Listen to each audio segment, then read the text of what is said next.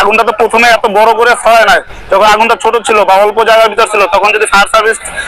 Team unit, যখন disposal unit যদি সঠিকভাবে কাজ করতো এবং সঠিক সময় আসতো এবং 8 নম্বর গেট থেকে ঢুকা বিমান মাঠে যাওয়া ওইখানে যদি আগুন নিয়ন্ত্রণ করার চেষ্টা করতো তাহলে অবশ্যই 100% এটা নিয়ন্ত্রণ করা পসিবল ছিল। আমাদের গোডাউনে প্রায় 8টা শিপমেন্ট, আমাদের চায়না এয়ারলাইন্স বন্ধ ছিল, অনেকদিন কাজ বন্ধ ছিল, যার কারণে গত